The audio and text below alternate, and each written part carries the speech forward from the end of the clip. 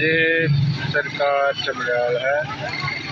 मैं इस वक्त दूर से ये तस्वीर बना रहा हूँ, इसलिए ये क्लियर कट नहीं आ रही।